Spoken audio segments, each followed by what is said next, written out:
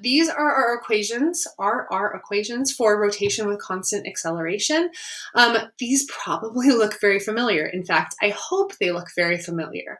These are literally just your constant acceleration equations in the linear sense, just with angular variables, rotation variables. Okay, so you have learned these equations before. You have used these equations a lot. Okay, so this is nothing new here. Okay, pause this video, make sure you have all of these down in your notes. Again, know that this naught right here, omega naught, that is our initial angular velocity. Of course, when something doesn't have a subscript, then that's the final angular velocity. So remember that fancy omega, that fancy W is angular velocity, alpha is our angular acceleration, and our theta is our angular position. That means theta minus theta naught would be angular displacement. Okay, so again, pause this video, make sure you have all these down before you move on. All right, so one last thing before I end this lecture today, we're going to talk about how we relate linear and angular variables. So when a rigid body rotates about an axis, each particle in that body moves in its own circle around the axis.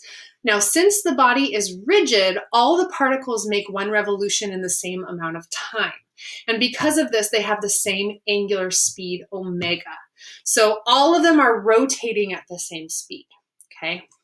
However, the further a particle is away from the axis, the greater the circumference of the circle. So again, if I look at my candle lid, it's a terrible prop, but if I look at my candle lid, and this is my axis of rotation, right, and it's rotating like this, if something is farther away from the circle, it has a greater circumference than a point that is closer to that axis of rotation, right? That circumference is much, much smaller. So because of that, in that same amount of time, it's going a greater distance when it's farther away from the axis of rotation. So since it's farther away from the axis of rotation, it's going a greater distance in the same amount of time. That means it has a faster linear speed v. All right, so here we have two different velocities. We have angular velocity omega, linear velocity v, our just regular velocity that we're used to.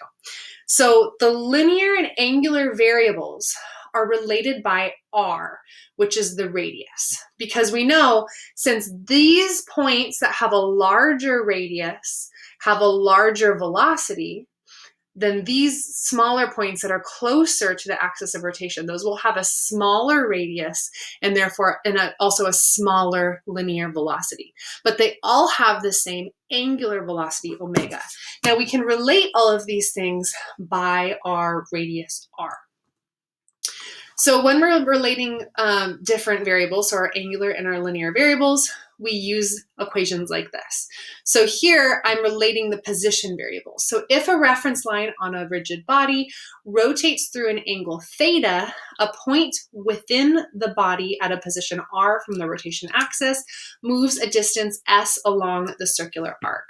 So this equation is very similar to the one that you saw before, but we had it solved for theta earlier, right? It was theta equals arc length over r. So here we just solved for arc length. Now here you can see that our theta is going to be the same no matter the r or our radius position of whatever point we're talking about along this reference line.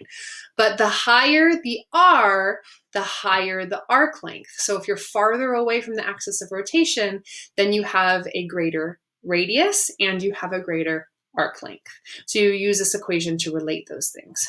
And again, with these equations, remember our theta is measured in radians. Now, just like that, if we differentiate with respect to time, we just get this equation here. Our v, which is our linear velocity, equals our angular velocity omega times our radius. I think among these relating equations that I'm giving you right now, this is the only one that is on your AP equation sheet. However, of course, you can get the other ones from this equation too, okay? You know S is equal to theta times r. Now V, our linear velocity, is equal to omega, angular velocity, times r. So here, of course, is if angular speed omega is constant, then linear speed v is also constant. And this, of course, is uniform circular motion, which we've talked about before. Now, in uniform circular motion, we talked about this other term called period. And of course, we used velocity as distance over time, really displacement over time. But here we're talking about a velocity of something going in a circle. And so it's not really a vector in that point. We're talking about magnitude of velocity. And remember, distance is circumference of the circle over one time for one full revolution, which was the period. So from that, we got period, capital T, equals 2 pi r, which is radius, over v, velocity. And this is when we have a constant speed. And then, of course, we know this equation here that we just learned, velocity equals omega times r. If we plug that in for velocity down there, we get that period is equal to 2 pi over omega. So make sure you get these equations down as well. This one will actually come up again when we talk about simple harmonic motion and oscillations later this year.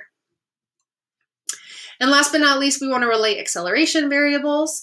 If we differentiate that previous equation with respect to time, we get this equation here.